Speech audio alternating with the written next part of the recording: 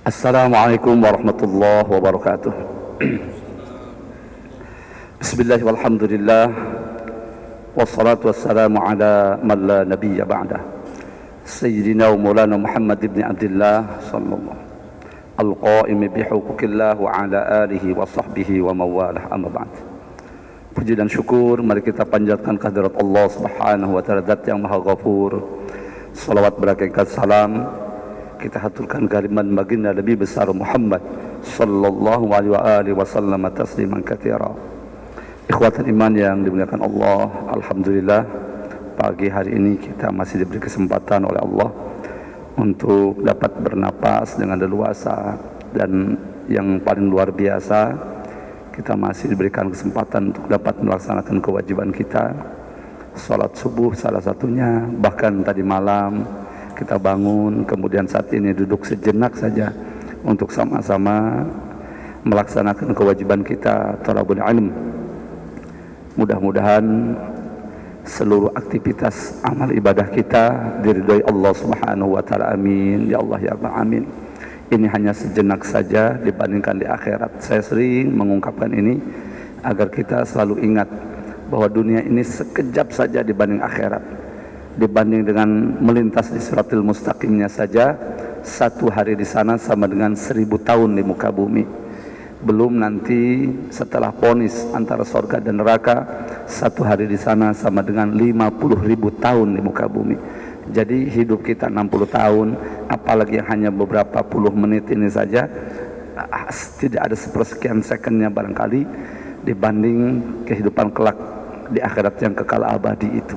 Maka pastikan kita selalu semangat untuk duduk di majlis ilmu, di majlis zikir, dengan harapan ketika kita dipanggil nanti oleh Allah, Allah berkenan merahmati kita, mengampuni dosa kita, sehingga kita dihimpunkan kelak bersama hamba-hambanya yang sholihin.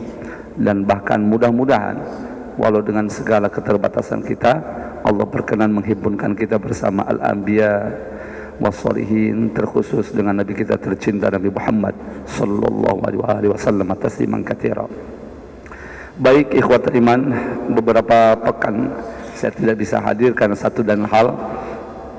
Namun pagi ini alhamdulillah bisa bertemu kembali dalam keadaan sehat, hanya saja suara barangkali.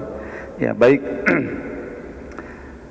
karena materi kita tentang sirah nabawiyah, maka saya senang dan selalu menyampaikan terkadang yang berkaitan dengan muqtadal hal ya. Jika tiba bulan Muharram, maka pembahasan kitab sirah nabawiyah kita alihkan fokus kepada peristiwa yang terjadi di bulan Muharram. Kemudian juga jika menjelang Ramadan juga kita fokus dengan peristiwa yang terjadi di bulan Ramadan, seperti perang pertama kali dalam Islam atau Ghazwah, perang Badar, itu kita bahas. Kemudian juga menjelang Zulhijjah, demikian juga sama. Nah saat ini kita di bulan Rabiul Awal yang sudah di penghujung, ya maka karena berkaitan dengan sirah nabawiyah ini sangat amat pas begitu ya. Bukan berarti harus hari ini atau bulan ini saja. Yang terbukti kita dari awal, ya dari awal pertemuan kita membahas sirah. Ya, maka bulan ini kita langsung diingatkan dengan peristiwa kelahiran Nabi kita yang mulia, Nabi Muhammad sallallahu alaihi wasallam tasliman katsira. Masya Allah, di bulan ini khususnya nama Nabi kita lebih sering dan lebih banyak disebutkan oleh umat ini. Betapa tidak, karena berbagai negeri Masya Allah masih majority mereka memperingati hari lahirnya, ya, sehingga memperbanyak salawat karena isi peringatan maulid, ya, yang sesungguhnya dengan membaca ayat suci Al-Quran, tasbih, tahlil, tahmid, kemudian salat atas Nabi, dan membaca sirah hanya berbahasa Arab. Itu yang dibaca itu disebut rawi-rawi, itu bahasa apa, tentang akhlak Nabi, tentang kelahiran Nabi, tentang sirah, ya, perjalanan hidup Nabi. Lalu kemudian ditutup dengan doa dan ada tausiah, kemudian ada sedekah. Maka tidak ada yang sebetulnya ini ya yang janggal jika hanya itu yang dilaksanakan. Ya, karena ada para sahabat dulu pernah duduk-duduk juga mensyukuri anugerah diutusnya Nabi ini. Nanti akan kita sampaikan insyaallah. Nah, baik, sehingga nama Nabi di mana-mana disebut. Nah, inilah sebagai bentuk realisasi daripada firman Allah, wa rafa'na laka dzikra, dan kami angkat penyebutan namamu. Ya, Masya Allah, kami angkat. Luar biasa. Ya, ini secara harfiah saja luar biasa. Betapa nama Nabi SAW di mana-mana digaungkan, di mana-mana selalu disebut. Walaupun dalam tafsirannya wa rafa'na laka dzikra, kata Allah tidak disebutkan namaku, ma dzukirtu ismi illa dzukra ismuk. Tidak pernah disebut namaku melainkan disebut juga namamu. Dalam syahadat Allah disebutkan, demikian juga Rasulullah. Dalam kalimat tauhid la ilaha illallah Muhammadur Rasulullah. Itu yang asalnya. Tapi ketika tiba di bulan Rabiul Awal ini, Masya Allah, tabarakallah, di mana-mana, bahkan kita ingatkan Allahumma shalli sama di berbagai grup gitu ya, minimal salawat atas Nabi. Belum lagi yang biasa memperingati Maulid. Ya. Nah, baik ikhwatal iman, kita tahu dalam tarikh, walaupun ada ikhtilaf mengenai tanggal, tapi yang masyhur beliau dilahirkan pada bulan ini yang jelas disepakati, bulan Rabiul Awal. Dalam kaul masyhur tanggal 12, hari Senin pagi, dini hari, karena dulu belum ada jam ya. Yang jelas Imam Bukhari menukil riwayat yang luar biasa, dibahas oleh Imam Ibnu Hajar Al-Asqalani dalam Syarah Fathul Barinya. Ya, di sana panjang lebar mengenai peristiwa, ya, gampangnya lah, dimerdekakannya budak Abu Lahab yang bernama Suwaibah. Mengapa?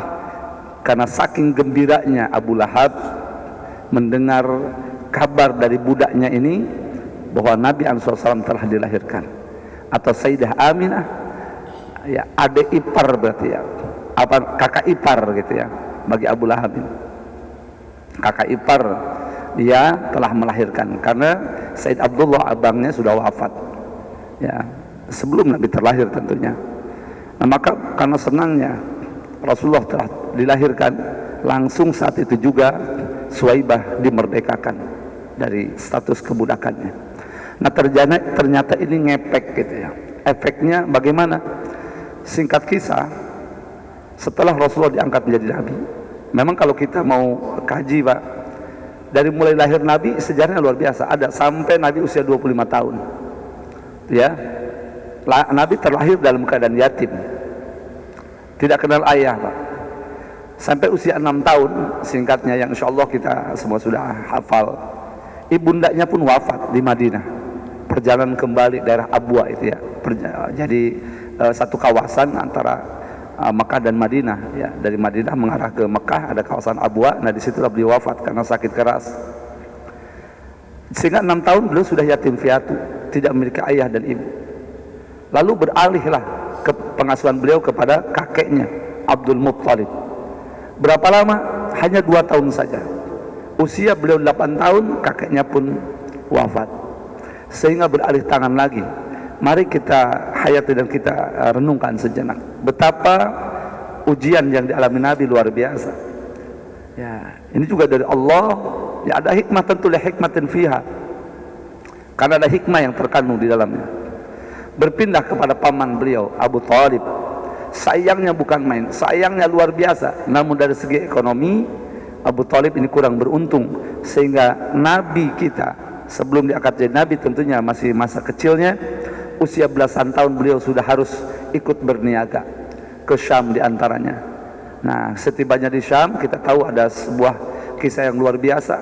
Ada seorang rahib di sana ya, begitu melihat Nabi dengan sesuai dengan apa yang dia baca dari kitab apa namanya, Biblenya, Injilnya, bahwa akan datang Nabi setelah Nabi Isa dengan tandanya begini-begini. Kemudian dilihatlah di antara dua apa namanya ini, pundak beliau yang mulia ada tanda kenabian, sehingga beliau menyarankan tolong segera bawa kembali anak ini karena Yahudi sedang mengintainya ya. Nanti perseteruan itu juga panjang lagi kisahnya. Nah, dulu pernah kami sampaikan bahwa dari keturunan Nabi Ishak, kan Nabi Ibrahim punya dua anak, Ismail dan Ishak. Ishak, Yakub, terus sampai Nabi Isa. Ini dari jalur keturunan dari istri yang pertama Nabi Ibrahim, yaitu Siti Sarah. Siti Sarah. Semuanya jadi nabi, Pak. Nabi. Tapi tidak dari keturunan Siti Hajar. Dari Siti Hajar hanya Ismail. Tidak ada yang jadi nabi, terus tidak ada yang jadi nabi. Berbeda dengan keturunan dari Nabi Ishak, yang keturunan Bani Israel ini. Nah, dari Ibu Hajar tidak ada. Hanya dari Ismail terus tidak nabi, kecuali yang paling terakhir di akhir zaman, Nabi akhir zaman, yaitu Nabi Muhammad sallallahu alaihi wasallam. Mengapa demikian? Ulama menjawab, karena agar kemuliaan, keutamaan hanya dimiliki oleh Nabi kita sendiri saja, tidak terbagi dengan yang lain. Kalau yang lain kan Nabi Musa berbarengan Nabi Harun, Nabi juga hanya Nabi Musa diangkat menjadi Rasul dan Ulul Azmi. Terus dalam satu kurun yang sama Nabi Syuaib juga. Demikian juga yang lainnya. Nabi tidak ada yang sezaman dengan beliau, karena beliau diposisikan untuk menjadi khairul anbiya wal mursalin, sebaik-baik Nabi dan sebaik-baik Rasul. Nah, ini ikhwah, dari situlah mereka ada kecemburuan, ketidaksukaan. Mengapa bukan dari kalangan mereka Bani Israel, kok dari bangsa Arab? Ini awal mulanya tuh, sehingga mereka tidak menerima. Padahal dalam Al-Quran jelas mereka itu mengenali Nabi akhir zaman itu dari kitab Taurat mereka. Oh, lebih kenal daripada, atau sebagaimana kenal seorang ibu terhadap anaknya. Tapi setelah diutus Nabi, mereka pun kafaru bih, ingkar dengan Nabi. Ya, nah itulah sehingga Nabi waktu itu masih 12-an tahun usianya harus kembali karena terancam. Kemudian beliau harus menggembalakan kambing masyarakat Mekah. Jadi penggembala, bayangkan, karena Abu Thalib secara ekonomi, dari sudut ekonomi kurang beruntung. Sampai Nabi SAW usia 25 tahun beliau pun bekerja dengan Sayyidah Khadijah, lalu kemudian menikahlah dengan beliau. Dari usia 25 sampai 40 itu, mana Pak kisah yang detail tentang Nabi? Muncul lagi kemudian setelah atau menjelang Nabi, menjelang Rasul Nabi Muhammad SAW diangkat menjadi Nabi dan Rasul, di mana beliau 40 hari sering berkhulumat, ditanamkan rasa suka, rasa cinta untuk menyendiri, dan tidak suka dengan situasi kondisi yang ada di sana. Artinya memuncak ketidaksukaan Nabi itu, sehingga Nabi harus menyendiri, berkhulwat namanya, di gua Hira. Di atas gunung ada gua, sebenarnya bukan gua ya, karena hanya bongkahan batu saja, tapi orang salah mengatakan gua ya, tidak tembus, jadi harus balik ke situ. Nah, sempit, naik ke atas, turun sedikit, nah itu baru gua. 40 hari 40 malam barulah Nabi didatangi oleh malaikat Jibril. Bahkan dalam riwayat itu dengan bentuk aslinya, sampai Nabi ketakutan, menggigil saat itu kan. Wahyu pertama, Iqra bismi rabbikal ladzi khalaq. Sampai Nabi, "Ma'ana biqari, aku nggak bisa baca." Singkat kisah, karena Nabi kembali menggigil ketakutan, maka Sayyidah Khadijah, istri beliau yang luar biasa ini, ya seorang yang kaya raya dan dermawan, kemudian juga akhlaknya luar biasa, dari keturunan yang mulia, menenangkan Nabi. Akhirnya Nabi supaya lebih tenang diajaklah kepada sepupunya, Waraqah bin Naufal namanya, yang waktu itu statusnya sebagai pendeta, tapi kitab yang asli ya, yang dulu. Ditanyakanlah kepada beliau, disampaikan peristiwa yang baru saja terjadi. Waraqah mengatakan singkatnya, di dalam Sahih Bukhari, dalam Masya Allah hadis sahih, Zakan Namus, itu adalah Jibril yang dulu pernah mendatangi Musa alaihissalam, pernah menyampaikan wahyu, telah menyampaikan wahyu kepada Musa. Itu Jibril, Anda nggak usah khawatir. Hanya ada kalimat beliau menyampaikan bahwa suatu saat nanti kamu akan diusir gitu, dikeluarkan. Andai aku diberi umur panjang, kata beliau, la'ansurannaka nasran mu'azzar. Andai aku diberi umur panjang, pasti aku akan bela kamu Muhammad. Aku akan melindungi kamu mati-matian lah begitu, dengan pertolongan yang pokoknya ekstra lah begitu. Nabi kaget waktu itu, amukhrijahu, Paman, apakah mereka akan mengusir saya? Ini kan tanah air saya, tanah tumpah darah saya terlahir di sini gitu. Apakah mereka akan mengeluarkan saya dari sini? Bayangkan. Nah, maka ternyata 13 tahun setelah informasi ini, tepatnya usia Nabi pada usia ke-53, karena Nabi diangkat Nabi usia 40 tahun. Nah, dakwahlah di sana, menanamkan la ilaha illallah Rasul, karena diangkat Nabi dan Rasul, diperintahkan untuk berdakwah. Singkatnya, sampai usia 53 terjadilah apa yang terjadi, yaitu pada malam Jumat 27 Safar, Nabi dikepung karena siang harinya, yaitu tanggal 26 Safar, hari Kamis, Abu Jahal CS mengadakan Munaslub kalau sekarang ya, musyawarah nasional luar biasa itu. Temanya satu, bagaimana mencegal, menyetop dakwah Muhammad. Karena sudah banyak yang terpikat itu, banyak yang masuk Islam diam-diam. Ini mereka terganggu, merasa terancam. Keputusan terakhir, Muhammad harus dilenyapkan. Bayangkan, karena ini mengganggu apa namanya, Hankamnas itu ya. So, harus dilibas itu. Walaupun ada yang usul, bagaimana kalau Bani Hashim nanti menuntut kita untuk apa, kisos? Ya, kita putar akal, kata dia. Setiap kita kan berbagi kabilah nih, utus aja setiap kabilah satu orang untuk turut andil dalam misi pembunuhan ini.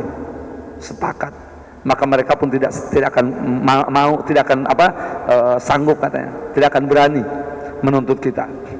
Disepakati, diutuslah setiap kabilah satu orang jawara kalau bahasa, dengan pedang, terhunus pedang tajam begitu.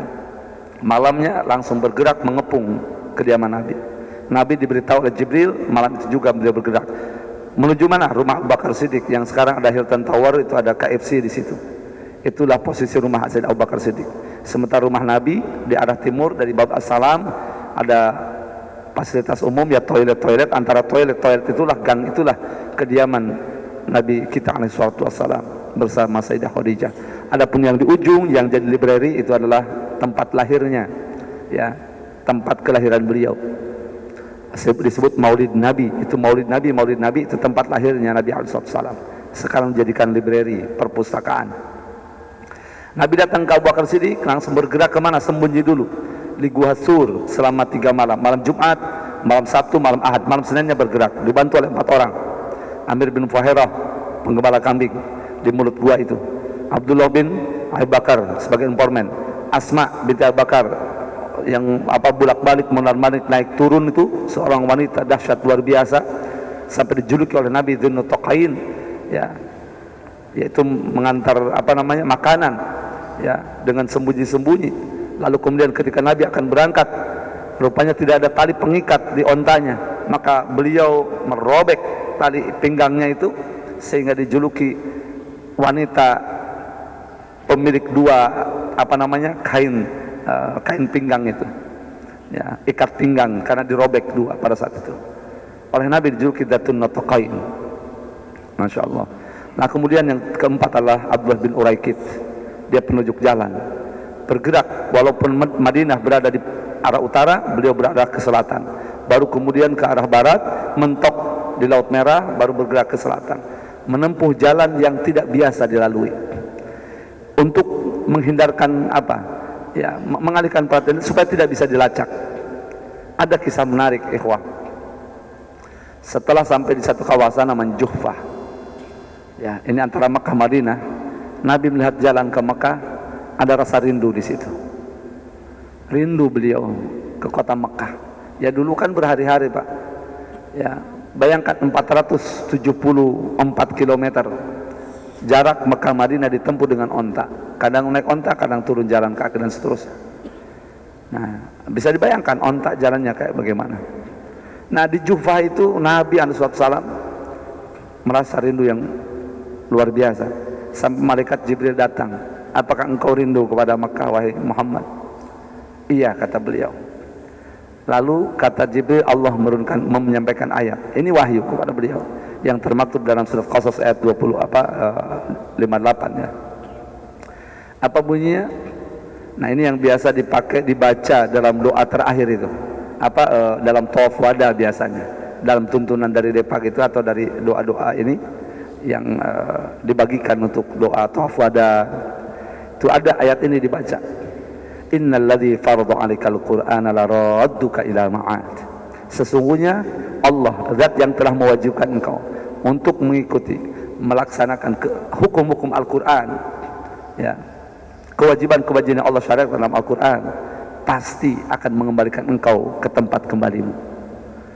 Ini janji Allah bahwa Nabi artinya nggak usah risau, nanti juga kamu akan kembali lagi gitu. Walaupun saat ini mereka benci kamu, mengusir kamu, nanti akan dikembalikan. Dan real setelah 8 tahun dari peristiwa itu, tahun ke-8 Hijriah terjadi Futuh Mekah. Futuh Mekah, pembebasan kota Mekah, di take over kembali lagi. Namun Nabi dengan segala ketawaduannya tidak langsung dikuasai sebagaimana, mohon maaf, misalnya penjajahan dan sebagainya, tidak.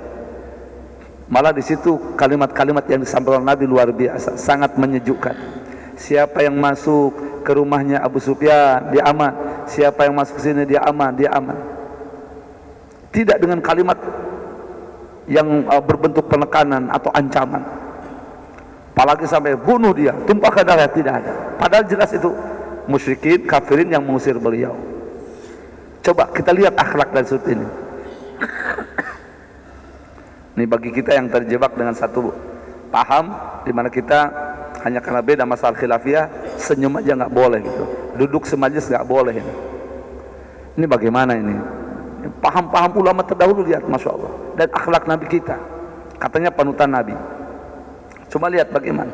Dan dulu Nabi dalam Al-Quran direkam tuh, ya, diinformasikan, asyiddau 'alal kufaru hama' bainahum. Keras Nabi itu, tegas kepada orang kafir yang memusuhi loh, ya. Ada disebut kafir harbi. Kalau kafir dhimmi, bahkan Nabi menjamin. Antum bisa bayangkan, coba direnungkan, kafir dhimmi itu yang jelas-jelas akidahnya berbeda, prinsip hidupnya berbeda, hanya saja ada janji, terikat dengan perjanjian damai, maka Nabi menjamin, man adza dhimmiyan faqad adzani. Siapapun dari umat Nabi ini yang berani menyakiti kafir dhimmi, maka sama dengan menyakiti aku.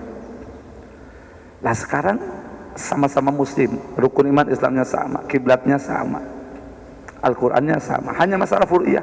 Masa logika normalnya loh gitu. Artinya kalau ada ayat, hadis yang dipahami begini, cari dong hadis yang lain, cari dong ayat yang lain. Sehingga ukhuwahnya benar, kata almarhum siapa? Allah yarham, Syekh Ramadan Al-Buti. Tidak ada yang tersisa bagi kita setelah dirobek-robek oleh orang-orang yang benci dengan Islam ini. Dibentuklah kelompok ini, bentuk kelompok ini supaya untuk saling menghantam satu sama lain. Sekarang ini tidak ada yang tersisa sebelum wafatnya itu, sebelum Suriah hancur lebur itu. Kan ada begini-begini, dan ada yang mentarget Suriah begini kata beliau tuh, ada rekamannya masih asli dengan berbahasa Arab, yang pada akhirnya dibom, beliau ditembak ketika ngaji begini, des langsung, ya. Jadi ada bom di belakang, ada ini juga kepada beliau, wafat ketika memberikan pengajian. Itu paku salah satu paku bumi, masyhur, ma'ruf keilmuannya itu. Tidak ada yang tersisa kecuali apa? Rasa persaudaraan, persatuan, itu saja. Sesama muslim, tinggal itu katanya. Kalau itu sudah hilang, berarti sudah siap-siap. Dan benar, tidak lama terjadi perpecahan dahsyat, hanya satu bangsa saling menembak, saling mohon maaf, sampai sudah tidak lihat lagi siapa itu, ulama kah siapa, sembelih langsung beginikan kepala. Wah, udah innalillah.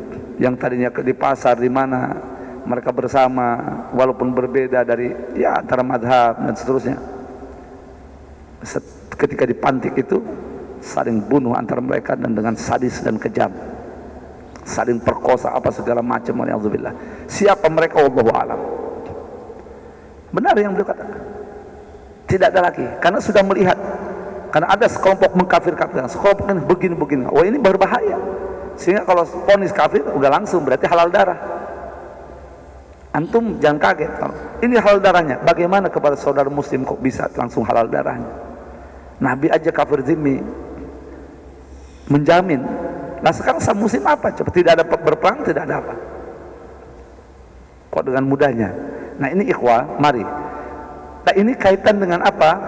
ulama kita kenapa dulu ada kalimat hubbul watan minal iman, cinta negeri itu, cinta tanah itu bagian dari iman. Ada yang mensifatkan hadis, tentu ditolak oleh ulama. Saya tahun 80 sekian lah di pondok itu dulu masih dengan teman itu, sampai sahabat sama-sama suka ke perpustakaan. Dia bilang ini bukan hadis, ini maudhu ini. Oh iya, nah, kita sudah tahu ini dibuat-buat. Nah cuma ada ini orang mustasyrik. Akhirnya setelah itu kami studi lah ya, melanjutkan kami. Alhamdulillah seperti ikhwah yang lain ke Timur Tengah, baru kami setelah di sana tahu, oh ini ada dalam Nahjul Balaghah, itu perkataan Ali Karomajah. Tapi kalau dinisbatkan ke sana bisa diklaim oleh Syiah, kita cari lagi siapa? Umar bin Khattab. Itu redaksi hubbul watan minal iman.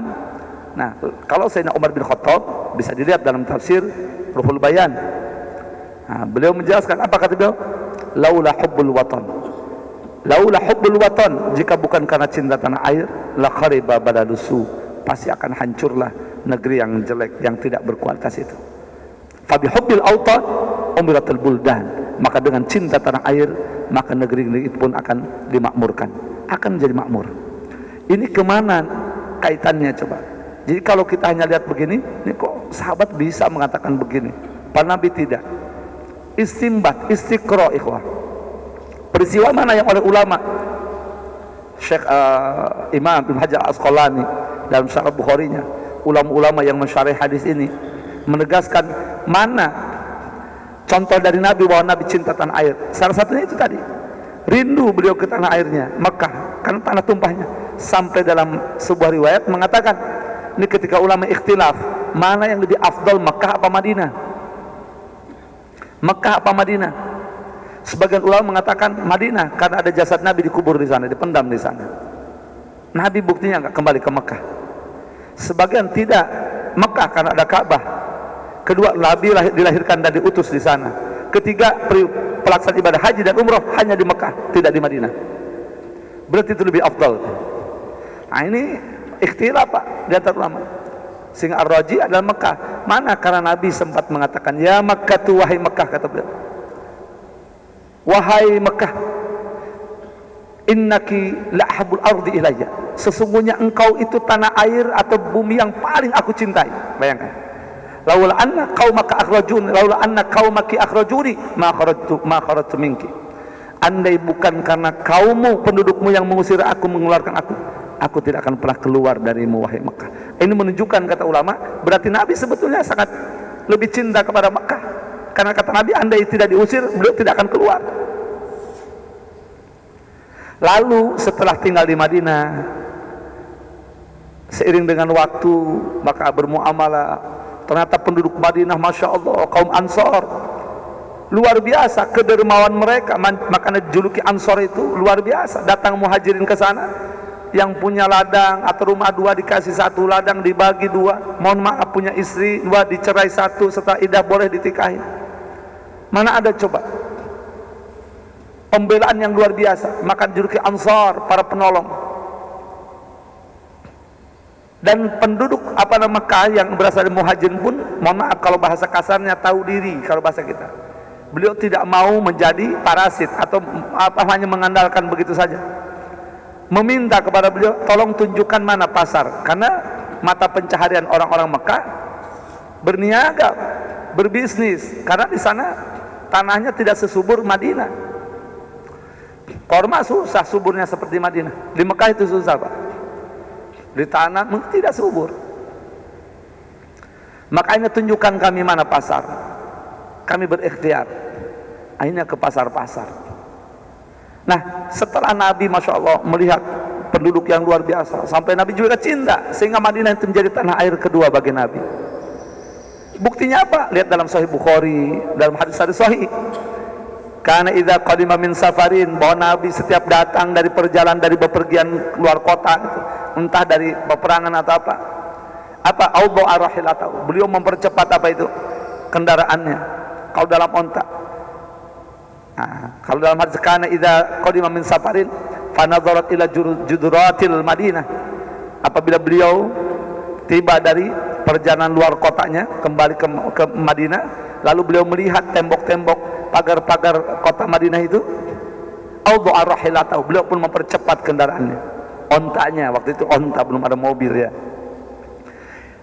Wa in kana ala dabatin, dan jika beliau di atas kuda ya, apa kata beliau? Harrakaha, dalam riwayat ini beliau pun menggerak-gerakkan apa itu? Kudanya untuk lebih cepat lagi, memacu begitu. Min hubbiha, karena saking cintanya dengan tanah air Madinah Al-Munawwarah. Maka kata ulama jelas dalam tafsir, dalilun, ini merupakan dalil, bukti konkret bahwa Nabi mencintai tanah airnya. Sehingga Sayyidina Umar bin Khattab, juga Ali dalam satu versi itu tadi, kata beliau, fa bi hubbil autan umratul buldan, dengan cinta tanah air maka dimakmurkanlah, disejahterakan tanah air itu, negeri-negeri itu. Karena kalau tidak ada kecintaan kepada tanah air, wah, bisa diserahkan ke penjajah, masa bodoh tuh. Dikuasai asing, kuasai apapun, masa bodoh. Jadi ulama kita dulu mengatakan itu bukan tanpa dasar, hanya jangan dikatakan hadis, memang bukan hadis. Itu ada sumbernya dari sahabat. Nah, inilah jadi dalil kalau sekarang cinta NKRI, cinta tanah air, ya ada. Itulah istiqra ulama. Ya, istimbat ulama. Termasuk juga kita duduk-duduk berzikir, berdoa kepada Allah, mensyukuri anugerah Allah atas hidayah Islam yang Allah anugerahkan kepada kita, dengan mensyukuri diutusnya Nabi Muhammad. Karena berkat Nabi Muhammad diutus, kita menjadi makhluk akhir zaman yang beriman kepadanya, kemudian juga menjadi umat paling baik di antara umat-umat sebelumnya, dengan catatan iman kepada Allah dan Rasulnya dan melaksanakan apa yang diperintah Allah dan Rasulnya. Kita berbahagia. Nah, ini ada dasarnya. Kapan itu? Hadis sahih riwayat Imam Bukhari, riwayat Imam Nasai dan riwayat Imam Ahmad. Dari siapa? Dari Abi Sa'id Al-Khudri radhiyallahu anhu, yang kalau ikhwah ziarah ke Madinah, masuk ke Baqi, makom beliau ada di pojok setelah Sayyidina Utsman bin Affan. Alhamdulillah saya masih hafal. Ya, tadi sana, ini keluarga Nabi sebelah sini, ini Imam Malik di sini, ini Sayyidina Utsman di sini, Abi Sa'id di sini, ini di sini. Itu tidak ada nama-nama, tapi kami insya Allah dari guru kami diberitahu. Nah, itu positif. Apa dari Abi Sa'id Al-Khudri, beliau meriwayatkan qala Muawiyah, berkata Muawiyah radhiyallahu anhu, Allah meridai keduanya. Apa kata Muawiyah? Kharaja Rasulullah SAW, suatu ketika Nabi tiba-tiba keluar dari kediaman beliau, ila halqatin yani min ashabihi, kepada satu kerumunan, satu kumpulan dari kalangan sahabatnya. Di mana? Di masjid. Karena ini rumah beliau, kediaman beliau langsung sampingnya masjid. Kecil rumah beliau kan, kita tahu yang biasa haji umroh. Beliau keluar karena ini ada para sahabat tiba-tiba kumpul di sana, dan itu bukan waktu sholat, bukan menjelang sholat 5 waktu, bukan. Kalau kumpulan jam 11:30, dulu belum ada jam ya, menjelang waktu zuhur, oh logik dong, ini mau sholat zuhur. Menjelang maghrib, oh ini mau sholat maghrib. Ini bukan pada waktu biasa. Sehingga Nabi keluar dan Nabi bertanya. Buktinya Nabi bertanya, "Ola ma ajlasakum?" Kata Nabi, apa yang buat kalian kumpul-kumpul duduk di sini? Kalau bahasa kita, kalian lagi ngapain? Ini bukan waktu sholat, kok kumpul-kumpul begini? Qalu, serentak mereka menjawab, mereka banyak berarti Pak. Ahlu sufah saja yang tidak kerja, tidak bisnis, hanya duduk menuntut ilmu saja, itu 70-an sahabat. Pimpinannya Sayyidina Abu Hurairah anhu, perawi hadis terbanyak yang dulu kami sampaikan biografi beliau, sekilas biografi beliau. Ya, terbanyak karena beliau tidak kerja, tidak apa, sampai rela berlapar-lapar 3 hari 3 malam tidak makan minum demi untuk menghafal Quran dan hadis, kemudian mendengar hukum-hukum dari Nabi. Maka beliau tercatat paling banyak meriwayatkan hadis. Nah, lagi ngapain kata Nabi? Qalu, mereka menjawab, jalasna nad'ullah, kami duduk-duduk di sini ya Rasulullah, di masjid ini sedang berdoa kepada Allah. Wa nahmadu, dan berzikir, bertahmid, mengucapkan rasa syukur kami. Kami sedang bersyukur, memuji-muji Allah ala ma hadana lidinihi, atas anugerah yang telah Dia Allah anugerahkan kepada kami, yaitu hidayah agamanya. Atas anugerah hidayah agama yang Dia Allah berikan, anugerahkan kepada kami. Wa ala manna alaina bika, dan atas anugerah diutusnya engkau kepada kami. Bayangkan, atas diutusnya engkau kepada kami. Walaupun terjemah lebih dalamnya, ya atas anugerah yang Allah berikan kepada kami melalui engkau. Ya karena diutusnya engkau kepada kami. Nabi malah minta sumpah lah. Qala Allahumma ajlasakum illa dzalik. Kalian berani nggak bersumpah demi Allah bahwa tidak ada tujuan kalian duduk-duduk sini kecuali untuk itu? Sahabat dengan pede menjawab, qalu Allahumma ajlasan illa dzalik. Demi Allah ya Rasulullah, tidak ada yang membuat kami duduk sekarang kecuali untuk itu saja, untuk zikir, tahmid, mensyukuri anugerah dan mensyukuri anugerah diutusnya engkau kepada kami. Apa kata Nabi? Qala ama inni lam astakhliqum tuhmatan lakum. Sebetulnya kalau bahasa kita nih, sebetulnya saya minta kalian bersumpah itu sama sekali saya tidak curiga kepada kalian, tidak menuduh kalian yang macam-macam, enggak, saya bukan menuduh. Walakin akan tetapi kata Nabi, atani Jibril alaihissalam, baru saja Jibril datang kepadaku, fa akhbarani, lalu dia memberikan kabar kepadaku, bi annallahu yubahi bikumul malaikah, bahwa saat ini Allah sedang membangga-banggakan kalian di hadapan para malaikatnya. Antum simak, ini hadis sahih, sepakat riwayat Bukhari, Imam Nasai, Imam Ahmad. Maka kalau ulama istinbat dari sini duduk-duduk, apa salahnya? Oh istiqra kok. Betapa banyak yang, mohon maaf, ikhwah yang tidak maulid juga menyampaikan, imam-imamnya, guru-gurunya istiqra juga, istinbat juga, karena tidak ada dilakukan Nabi. Contoh mana Pak? Antum silakan sholat 10 hari terakhir di bulan Ramadan, ada doa namanya doa khatmil Quran. Alhamdulillah sebelum pandemi kami hampir setiap tahun ada yang ngajak juga. Dan dulu kami juga pernah tinggal di sana. Jadi menyaksikan betul bagaimana sampai nangis-nangis. Antum cari hadisnya, antum cari atharnya. Siapa sahabat yang mencontohkan? Enggak ada. Tapi no comment. Ulama Asy'ariyah, ulama-ulama yang paham bahwa bid'ah terbagi dua, dan Imam Syafi'i yang membagi bid'ah dua itu. Ulama kurun kedua yang disepakati, beliau mujaddid alal qarni fil qarni tsani.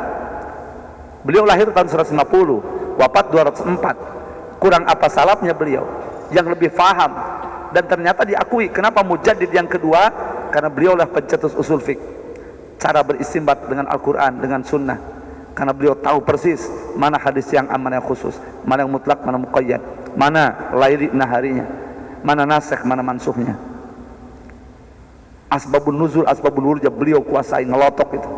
Sehingga nulis usul fiqh saja bukan dengan comot sana sini, by dictation itu terkenal. Tulis karena menjawab pertanyaan dari Abdurrahman bin Mahdi, seorang ulama ahli hadis, dan kebetulan saat itu menjadi gubernur di Warah Nahar. Tolong beritahukan kepada kami imam, bagaimana cara mengambil hukum ini dari Al-Quran dan Sunnah, karena nampaknya jelimat nih. Beliau jawab, manggil muridnya, Rabi bin Sulaiman Al-Muradi, uktub, tulis, ditulis, bet sampai 300 halaman itu. Kurang apa jeniusnya beliau. Dan beliau yang menyatakan al-bid'atu bid'atani, bid'ah itu terbagi dua ternyata, kata beliau. Bid'atun mahmudatun wa bid'atun madhmumatun. Ada bid'ah yang terpuji, ada bid'ah yang tercela. Fa ma wafaqa sunnata fa huwa mahmud, wa ma khalafa sunnata fa huwa madhmum.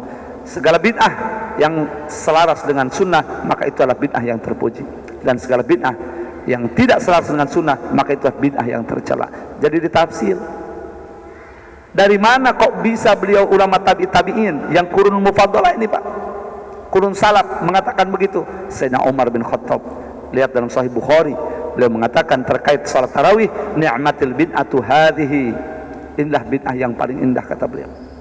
Karena tarawih di satu imamkan, kemudian ditentukan rakaatnya 20, dan ditarik waktunya dari jam 1 jam 2 malam. Kalau sekarang karena tidak ada jam, ditarik pada isya langsung. Ini di antara kebid'ahan. Tapi beliau menetapkan inilah sebaik-baik bid'ah, dan dilakukan di Mekah, di Madinah sampai saat ini. 20 rakaat juga Mekah, Madinah sampai. Bahkan ada tambahan doa khatmil Quran. Bahkan saya belum pernah mendapatkan hadis ataupun ada dari 4 sahabat yang harus khatam Quran 30 juz selama tarawih. Harus satu malam 1 juz. Ini istinbat istiqra hanya dari para ulama saja.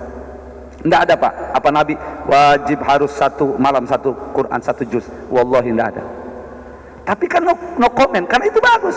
Kalaupun bid'ah hasanah, itu kita harus jujur gitu. Ini demi persatuan kesatuan. Kalau mau cari-cari itu, lah ulama istiqra. Dari mana ini? yang pertama kali meriwayatkan, selalu disampaikan ini Syiah, enggak ada. Yang memperingati, sepakat ulama kita Ahlus Sunnah wal Jamaah yang memfatwakan bolehnya memperingatan Maulid Nabi, ulama yang hafal 300.000 hadis, yang 200.000 hadis, yang 100.000 hadis lebih, yang sampai sekarang kitab-kitab karangannya dijadikan rujukan oleh berbagai kalangan itu, baik yang biasa maulid maupun yang tidak biasa maulid. Antum bisa bayangkan, syarah Sahih Muslim Imam Nawawi membolehkan maulid, syarah Fathul Bari 14 jilid itu Imam Ibnu Hajar itu membolehkan maulid, Imam Suyuti 200.000 hadis hafal bolehkan maulid, Imam Ibnu Hajar 300.000 itu Al-Asqalani hadis, Imam Sakhawi lebih 100.000 hadis membolehkan juga. Fatwa beliau. Dari mana istiqrohnya? Riwayat Sahih Muslim. Lama su'ilan Nabi SAW an siyamul itsnain, tatkala Nabi ditanya tentang puasa hari Senin. Kenapa puasa hari Senin? Ada apa dengan hari Senin? Nabi dengan tegas menjawab. Ada beberapa redaksi. Satu, dzaka yaumun wulidtu fihi. Karena itulah hari kelahiranku. Antum pahami dengan pemahaman apa coba? Riwayat yang lain, fihi wulidtu, karena pada hari itu aku dilahirkan. Kata ulama berarti Nabi memperingati hari kelahirannya dengan ibadah puasa, dengan ibadah. Ibadah bukan puasa aja kan. Bisa berzikir, puasa aja boleh, apalagi berzikir. Yang tadi sandarannya hadis dari sahabat, kumpul-kumpul berzikir, mensyukuri. Karena semua yang berarti dan bakal bersyukur. Kalau ada in case yang keliru memahami itu, ada kok dengan mohon maaf ikhtilaf laki perempuan campur apa, itu jelas semua harus mengingatkan, melarang. Ini ikhwah. Nah, karena setiap menjelang Rabiul Awal rame-rame, ini ada apa sebetulnya? Waktu pertama kali muncul, tidak ada ulama yang komen-komen itu, kesini-kesini itu. Apalagi di saat politik sedang di mana-mana begini dunia, ini khawatir dimanfaatkan ikhwah. Ya, harus memahami. Kan istiqra juga katanya. Ya sama, jujur aja. Seperti ada Syekh Ibnu Taimiyah mencetuskan tauhid terbagi 3. Bukan dari salaf, bukan dari sahabat, bukan dari tabi'in. Tidak ada yang komen. Kenapa? Hasil istiqra, hasil kajian. Nah, ini seperti begitu. Kenapa ini boleh, ini nggak boleh? Nah, ini kami, karena kemarin ada yang pertanyakan juga sebenarnya. Ya terpaksa harus kami gamblangkan begitu. Jadi orang banyak tidak tahu kalau pertama yang bagi bid'ah siapa. Banyak tidak tahu. Dikiranya ulama zaman now. Bukan. Imam Syafi'i itu terkenal, yang jadi rujukan dalam usul fiqh. Nah, ikhwatul iman Allah Subhanahu wa taala. Demikian, karena saya mohon izin harus ke bandara juga ini langsung pagi. Nah, jadi tidak bisa kita lanjutkan. Insyaallah nanti mudah-mudahan 2 pekan ke depan kita dipertemukan dalam keadaan sehat walafiat, panjang umur, diberkahkan dalam segala hal. Dan itu diantaranya ikhwah, kalau ada yang bertanya ya landasannya itu. Masih banyak lagi. Nah, terakhir sebagai closing, dan ingat dalam firman Allah surat Ibrahim ayat 5, wa dzakirhum bi ayyamillah, landasan ulama nih, dan ingatkanlah mereka dengan hari-hari Allah, kepada hari-hari Allah. Maksudnya apa hari-hari Allah di sini? Dalam tafsir At-Tabari, dalam tafsir Al-Qurtubi, bahwa Ibnu Abbas, Qatadah, Mujahid, sahabat-sahabat Nabi menafsirkan ini ayat bi ni'amillahi alaihim, dengan nikmat anugerah Allah yang Allah anugerahkan kepada mereka. Anugerah apa coba yang terbesar untuk kita selain diutusnya Nabi Muhammad? Enggak ada, Pak. Iman Islam itu setelah kita diutus Nabi Muhammad, tanpa Nabi Muhammad enggak akan ada iman Islam. Makanya dalam Al-Quran jelas, laqad mannallahu 'alal mu'minin, sungguh Allah telah menganugerahkan kepada umat-umat beriman, kepada orang beriman, apa? Rasulan min anfusihim, idz ba'atsa fihim rasulan min anfusihim. Tatkala Allah mengutus seorang rasul kepada mereka, siapa? Nabi Muhammad. Berarti anugerah terbesar adalah Rasul Nabi Muhammad. Bayangkan, yatlu anhum ayatih, yang membacakan kepada mereka ayat-ayatnya, wa yu'allimuhum kitab wal hikmah, yang mengajarkan dan mengajarkan kepada mereka Al-Quran dan As-Sunnah, wa in kanu min qabli lafi dhalalin mubin, walaupun sebelum itu mereka dalam keadaan kesesatan yang nyata. Banyak lagi fatwa dan hadis serta ayat-ayat. Ini ekspresi gembira juga peringatan Maulid. Mana ayatnya? Surat Yunus 58. Lihat tafsirnya dalam Durrul Mansur, lebih jelas. Qul bi fadlillahi wa bi rahmatihi fa bidzalika falyafrahu. Katakan Muhammad, dengan anugerah dari Allah, karunia dari Allah, yakni ilmu dalam tafsir itu. Wa bi rahmati, dan dengan diutusnya Muhammad sebagai rahmatan alamin, fa bidzalika falyafrahu, hendaklah orang beriman bergembira. Jadi ekspresi kegembiraan itu jangan ditafsirkan macam-macam. Ya, kalau sudut pandangnya begini, no problemo. Insya Allah kita tidak ada ya ribut-ribut nih, ada pembunuhan dan sebagainya. Allah subhanahu wa ta'ala. Yang salah dari saya pribadi mohon maafkan, yang benar semata-mata fadl dari Allah, semoga bermanfaat. Hadan wa ikum ajma'in. Wallahu a'lam. Akhir kalam. Assalamualaikum warahmatullahi wabarakatuh.